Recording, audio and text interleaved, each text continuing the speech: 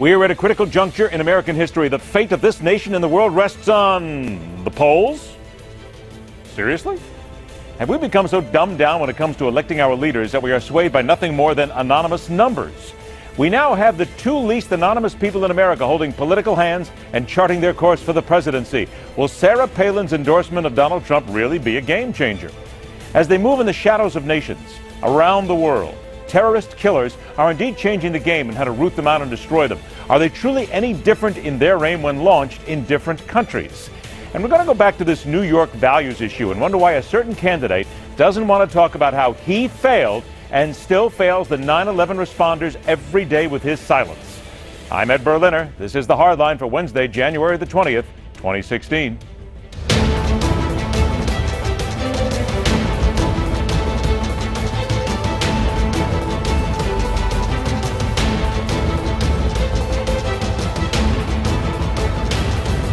If I don't win, it's a whole different ballgame. It means nothing. Everything I've done, everything my incredible people have done with Hope and Corey and Tana and everybody and Chuck and Sam, honestly, it doesn't mean anything. It doesn't mean anything. So we want to get in. We want to win.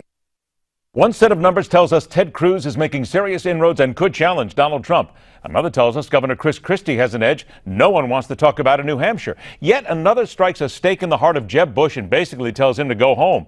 And then we have this astounding set of digits that tell us Bernie Sanders is no longer the old guy on the lawn, but he is crushing Hillary Clinton in several states, when just last week he seemed to be in second place. Let's not be sheeple, people. Let's understand that polls are not the deciding factor in making a decision on whom to vote for, because at the end of the day, they all may be completely worthless. Get out your scorecards. Let's go ahead and play these numbers. Welcome political editor at the Washington Examiner and author of Devouring Freedom, Can Big Government Ever Be Stopped? W. James Antle III. Joined by the Buckley Fellow in Political Journalism at the National Review Institute, Ian Tuttle. Gentlemen, I want to thank you both for being here. Let's go ahead and talk about some numbers. Jim, to you first here. I have a poll here that shows that Bernie Sanders is destroying Hillary Clinton in New Hampshire. I have another one here that says that Donald Trump is winning big in Florida. I have another one here that says that Ted Cruz is coming back on Donald Trump. I have one showing Bernie Sanders. It's getting out of hand, Jim. Where do we as voters have to put ourselves? When we look at all these numbers, we see that a lot of times they contradict each other. Don't we need to tell ourselves that in essence, it doesn't mean that much? We still have to base this on our research and what we think these candidates will do, not what the numbers tell us.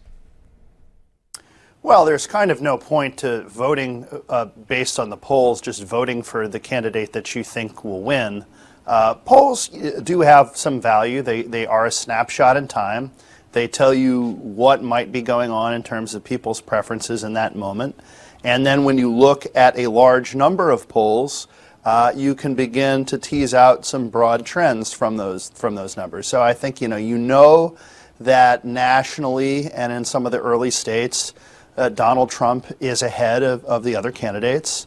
You know, at least nationally, that Ted Cruz, Marco Rubio appear to be somewhat behind him.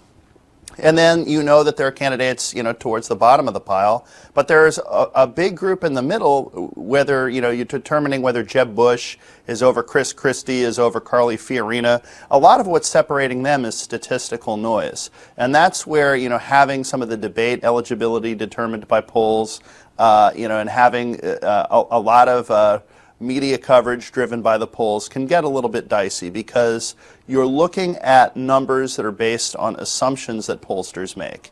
And while polling has generally been a sound practice for decades, pollsters are facing a lot of challenges with declining response rates and a lot of people moving to landlines that they haven't been able to sample quite as effectively.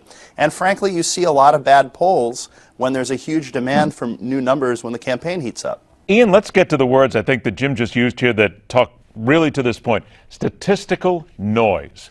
Because a lot of times we are told that this poll is representative of this group. This poll is representative of this one. Yet at the end of the day, don't we have, and it's even here, you can talk to the experts and they'll tell you, how can you be sure your sample is representative? You can't. Sometimes people lie. Sometimes people make assertions and make decisions when they have other people around them because they want to be part of the gang. Let's be honest. We don't always get honest answers in these things. Oh yeah, that's absolutely that's absolutely right. Jim's quite right about the assumptions the pollsters make. It's commonly noted that it depends, at least to a certain extent, answers depend on how you frame questions. We have had some egregiously framed questions over the course of this polling cycle. When it comes to public policy priorities among voters and this sort of thing, and of course there's the obvious problem of who you're polling, and you're quite right, Ed, that the breakdown is very difficult to determine. A lot of these polls are asking about very conservative, moderately conservative, undecided style voters. We're trying to sort of subcategorize and break down. These things present a lot of difficulties. And then, for instance, with the WMUR poll that's just out as of a couple minutes ago in New Hampshire, the pollsters have polled both Democrats and Republicans, and that's a very difficult thing to pull off in a way that's credible and statistically reliable. Okay, let's talk about credibility and reliability here for a moment. And Jim, let me come back to you. Looking at all these polls, though, how does the average voter, the individual, cut through all this noise? How do you get through it and not be swayed when you say, oh my goodness, look, X vote, look at the numbers that this person have. They must be the best person to vote for. How do we do that?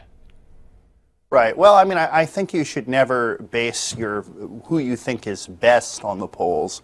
I can see having some justifying your voting choices and saying, well, I have a second choice and a first choice, and I have a candidate who's absolutely unacceptable to me, and therefore I'm going to vote for my second choice because they seem to be in a better position than my first choice of beating the candidate I absolutely don't like.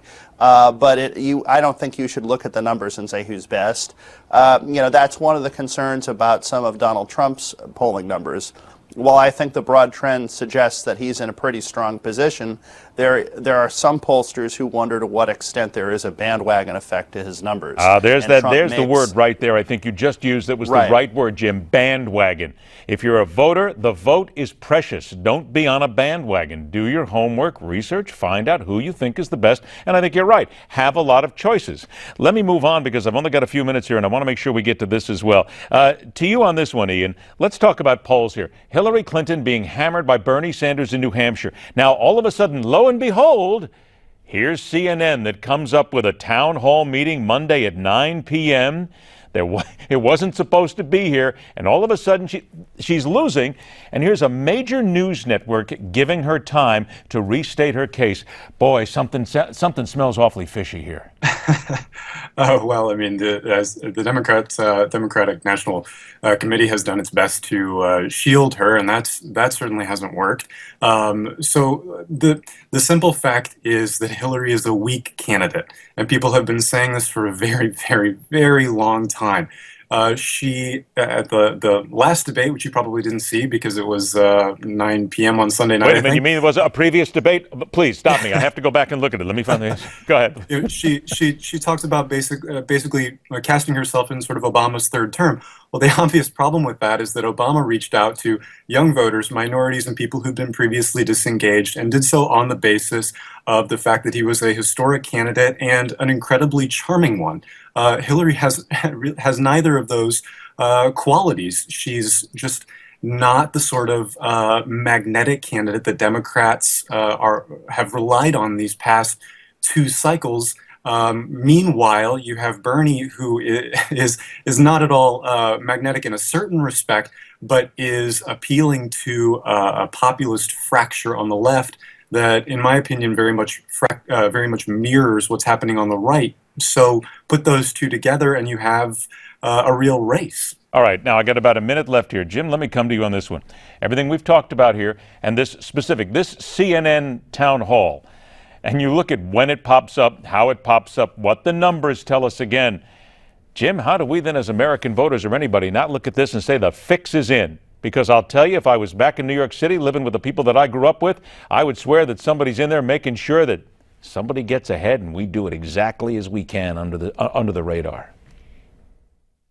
Well, that's true, and you could certainly advantage Hillary Clinton in certain ways by giving her favorable press coverage. I think the problem that she has is that the press can't make up for the fact that she doesn't have the most pleasant personality. So the more you put her in front of the cameras, you're still putting the same product in front of the cameras, and advertising can alter your brand preference somewhat, but it isn't going to make you want to buy dog food when you don't have a dog, and that I think that's going to be the problem Hillary faces. We're going to put that one on a button. I think you just got the great saying right there, and this reminds me so much of Jimmy Breslin, an author many years ago who wrote a book called The Gang That Couldn't Shoot Straight. I swear, if it's not the political parties in this country right now, it fits perfectly. If only he could rewrite that book. Jim, Antle, Ian, Tuttle, I want to thank you so much for the conversation. Don't worry, the polls will continue. We'll be back here again. Now, have we reached a point where the various terror groups are so splintered that we need to understand the futility of stopping any of them because, quite frankly, they multiply like cockroaches, and we just haven't caught up with them yet? What happened in Pakistan is part of this story. We'll cover it next, right here on The Hardline.